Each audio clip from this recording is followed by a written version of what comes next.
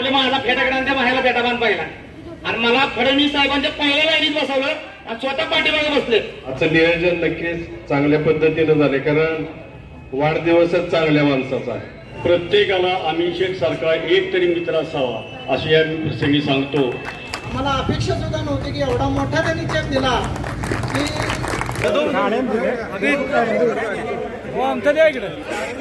आता 2 मिनिटं. अमीन शेठच्या बद्दल सगळ्यांनी आता सांगितलंच, पण 2 लाईन थोडंसं आमच्या उर्दू भाषेमधल्या ज्या अमीन शेठच्या कार्याची ओळख करून देणारे आहेत ते म्हणजे खिदमत खल्क से होती है रजाए खुदा हासिल. खिदमत खल्क से होती है रजाए खुदा हासिल. इश्क मखलूक से है तो इबादत में शुमार होता है. इश्क अगर मखलूक से है तो इबादत में शुमार होता है.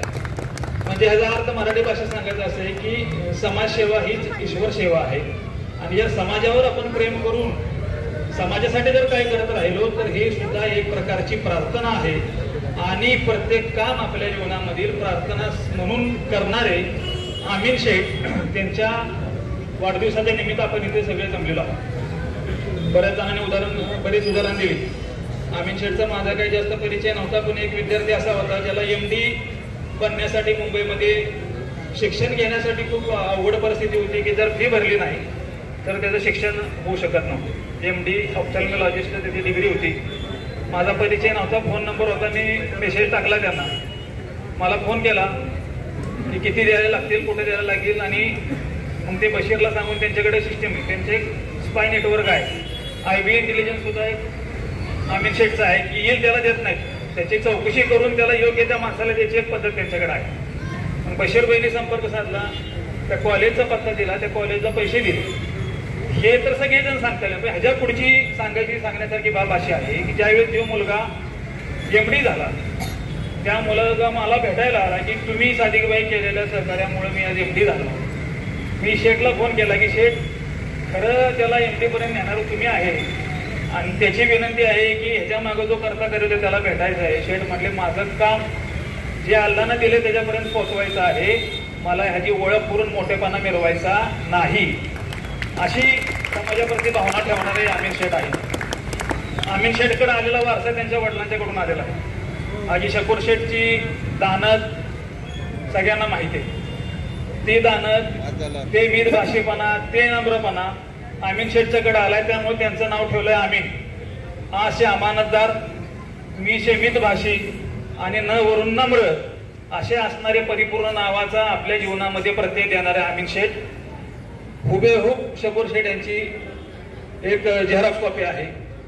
आपल्याला माहिती आहे की शकूर शेठ कशा पद्धतीने राहिले. आता आम्ही वेगळ्या गटात, मेहरबानानं आम्ही वेगळ्या गटात काम करत होतो, परंतु या वार्डाला ज्या विषय आला तर ज्या व्यक्तीनं आपल्यासाठी किंवा समाजासाठी काहीतरी केलंय त्याच्यासाठी कितीही मोठा विरोध स्वीकारून त्याच्या पाठीमागे उभं राहणारी व्यक्ती होती शकूर शेठ. राजकीय व्यक्ती नव्हती, परंतु समाजासाठी काहीतरी केलंय त्याच्या पाठीमागं खंबीरपणे उभं राहायचं काम शकूर शेठने शेवटपर्यंत केलं. त्याचं मूर्तिवंत उदाहरण म्हणजे दत्तू मेहरबान. म्हणजे आम्ही विरोधी पार्टीत जरी असलो तरी सुद्धा आम्हाला माहिती की ज्या पद्धतीने शकूर शेठ राहिले तीच पद्धत आज अमीन शेठची सुद्धा आहे. पण त्याच्या पलीकडे त्यांच्याकडे समाजकारणाचा फार मोठा वसा, वारसा आणि कामाची त्यांच्याकडे आता संघटना, संस्था आहे.